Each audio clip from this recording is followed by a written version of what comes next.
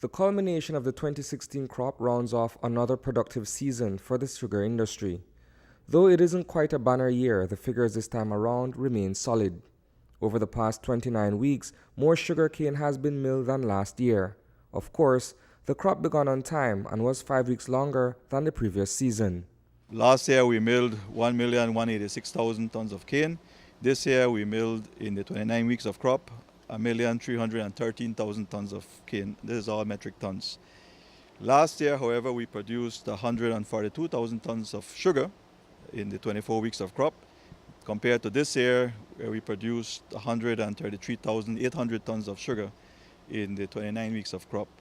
So it was a good crop. We had a record in terms of cane milled at 1.3 million tons. It is our highest on record in terms of cane milled. In terms of sugar produced, it was again our second best at almost 134,000 tons of sugar. But production wasn't without its share of hiccups. According to the chairman of the Sugarcane Production Committee, there have been issues with harvest and delivery. I believe that this year, because we introduced a measure where farmers were only able to deliver the cane that they had as their quota, that prompted these farmers, particularly the harvesting leaders, to also harvest the cane that other farmers had. And so we believe that that has helped. The problem with the harvest and delivery manifests itself mostly when we have wet periods. And during those wet periods, it is very difficult for farmers to take out their cane and bring to the factory. So those are primarily some of the issues that we have to deal with. What is the present relationship between ASR, B.S.I. and the sugarcane farmers in terms of everything that has happened over the past year and moving forward towards the next crop season? Well, as you know, we have signed up to a commercial agreement, which really is the root of the sort of business aspect of it, of the relationship. And so there's no issues there. We have in place a commercial agreement. But we do continue to be engaged with the associations in terms of how we can improve on the sort of operational aspects of the industry. One major area that we feel, for example, that needs to be improved, needs to change, is this whole system of harvesting and delivery. We had significant periods in this crop that we had what we call out of cane. In other words, days when the cane was, the factory was not receiving its requirement in terms of cane supply. Perhaps what is most striking is that notwithstanding the fact that more milling was done this year, less sugar has been produced. That shortfall is the result of several factors, including a surplus of cane from the last crop.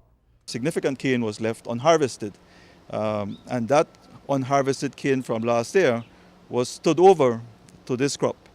And so that cane had more than 12 months of growth and therefore had passed its maturity point, and so clearly was of less quality than we would have liked. And so that affected the quality overall for this crop. As well, because we were correcting the cane cycle, the cane that was harvested last year in February when the crop began was harvested this year in December when the crop began. And so that cane only had about 10 months old of growth as opposed to the normal 12 months of growth. So a combination of that plus some weather conditions, we had a bit more rain during the crop than last year. Those conditions in combination resulted in the fall in the tons cane to tons sugar ratio. And that fact is widely accepted by farmers. The Corozal Sugarcane Producers Association anticipated a higher ratio, but is satisfied with the final numbers. After all, says Everaldo Oak, their expectation was only off by a fraction. The TCTS was a little bit high. We cannot compare it from last year.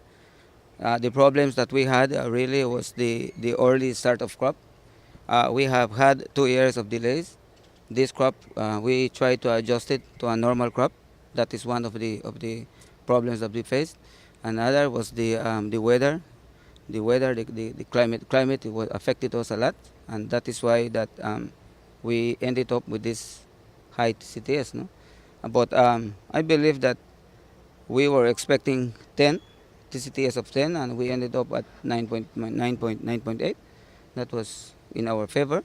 So we must congratulate our farmers for making this effort, working together, and that is one of the main points that that we need to congratulate our farmers in general, but especially those that belong to our association. Reporting for News 5, I am Isani Cayetano.